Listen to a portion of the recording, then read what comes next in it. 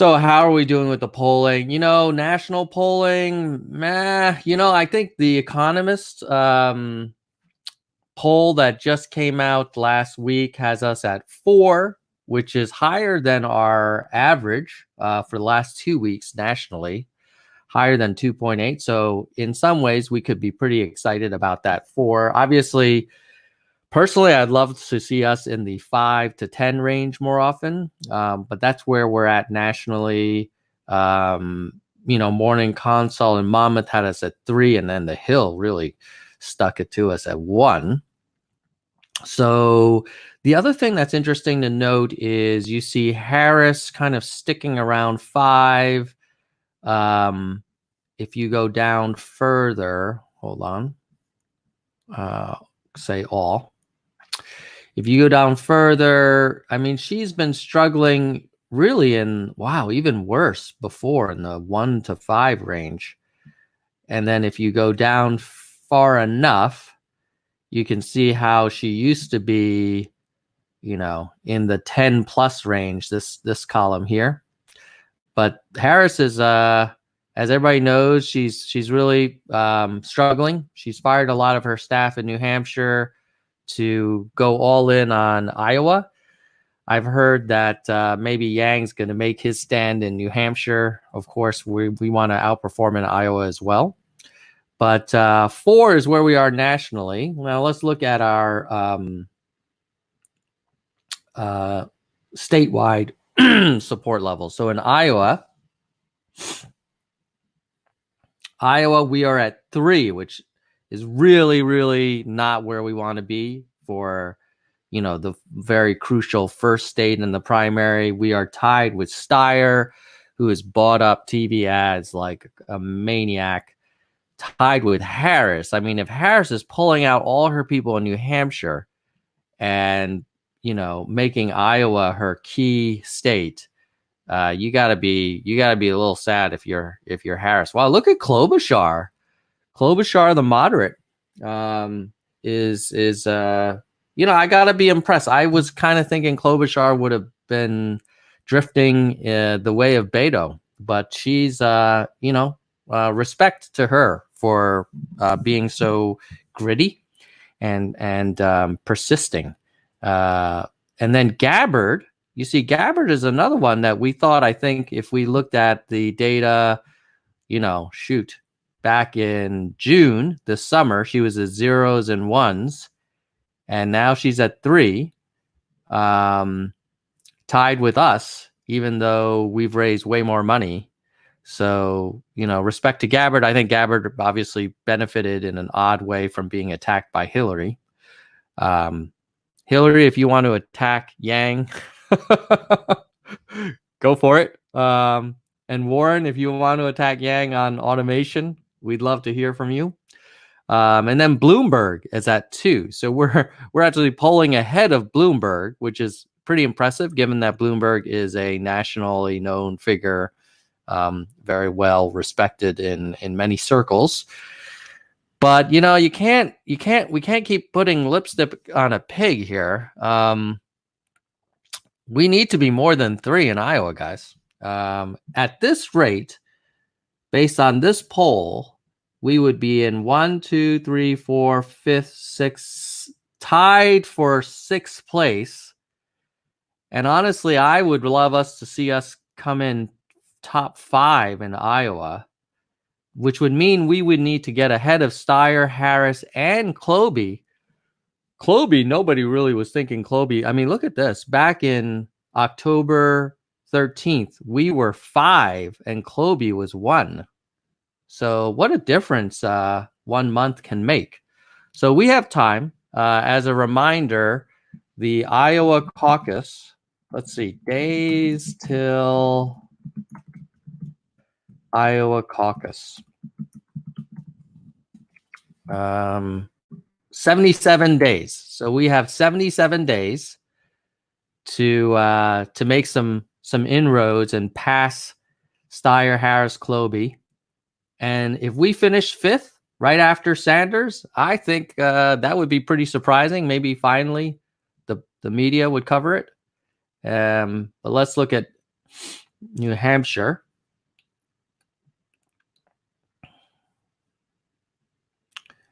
New Hampshire. Oh, getting it in the shorts. New Hampshire, we're at 1 according to CBS YouGov. If you believe Quinnipiac a few days before, we're at 4. And if you believe CNN at the end of October, we were at 5. So, but let's not sort of cherry pick. CBS YouGov is the latest poll. If you believe that one, then you've got Gabbard at 0. Wow, look at that difference. Quinnipiac had Gabbard at 6. CBS has her at 0. So that kind of goes to show you how these polls are very noisy. Wow, yeah, look, Warren at 31 according to CBS and 16 according to Quinnipiac. Let me kind of look at some other polls.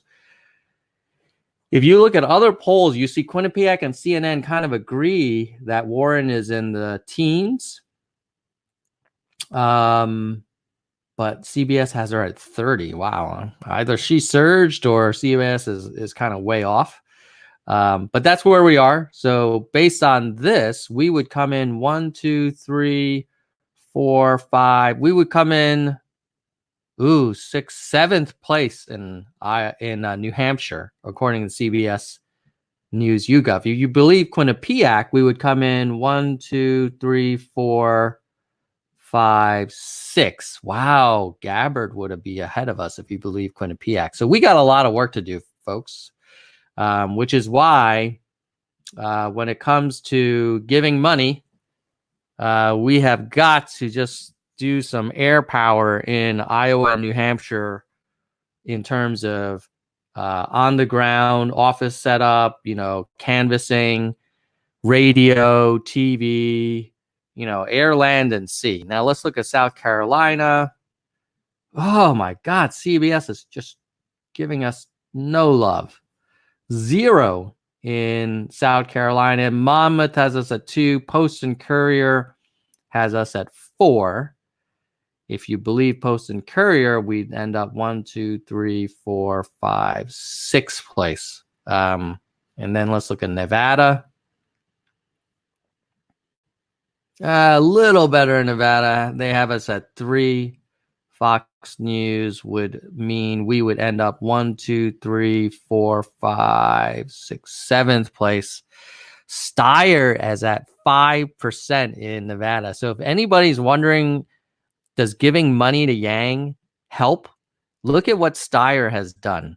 Nobody knows who Steyer is. Nobody's fired up about him, but that mofo has spent millions of dollars on ads, and now he is in 1, 2, 3, 4, 5th place, ahead of Harris and Yang and Klobuchar and Booker and Castro in the early state of Nevada.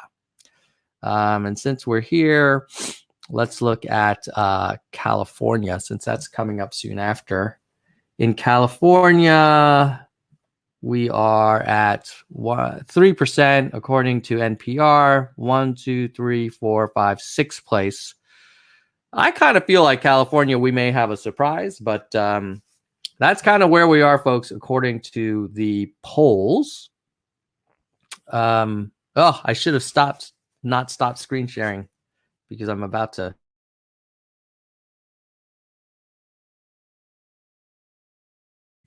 Oh my God. There's, we're just all dedicated. Whether we're sick or traveling, we will continue working for the Yang Gang because the next few months, it's now or never, folks. Okay, so that's the polling stuff. Now, RFK 2020, not a fan of Steyer. I feel you. Okay, now we've done the polls. Let us now go to, I wanted to go to debate qualification because I don't know if people appreciate how crucial the next, not just even few months, the next like 1 month is. So look at this. Here is the December debate qualification. On December 12th, the door closes. And right now it's November 18th. So we have less than a month to qualify for the December debate. And in order to qualify, you need 2 polls at 6% in the early states, or you need 4 at 4% nationally. Now, what does that mean? That means that we have 2 where we've had 4% or higher in national polls. But it also means that we need 4, and we have 2 of them.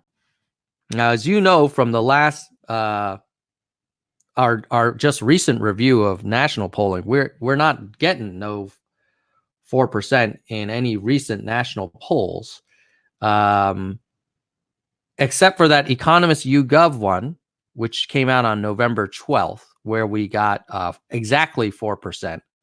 So I think that probably explains why we have now 2 out of the 4 instead of 1 out of the 4 prior to that. Now, if you look, Amy Klobuchar has already qualified, and Tulsi only needs to get 1 more, and even Steyer needs to get 1 more, and he might be on the stage. So that would mean 1, 2, 3, 4, 5, 6, 7, 8 people on the stage. If we got in, we'd be number 9. Look at Cory Booker. My God, he's at risk of getting not on the stage at all. And we too, we need 2 more polls in the next 3 or 4 weeks. And then Castro doesn't look like he's going to get on the stage. All these other folks will not. So that is why we need to be working extra hard. That means talking to your friends, doing stuff on Twitter, on YouTube, Facebook, Instagram, donating to the campaign.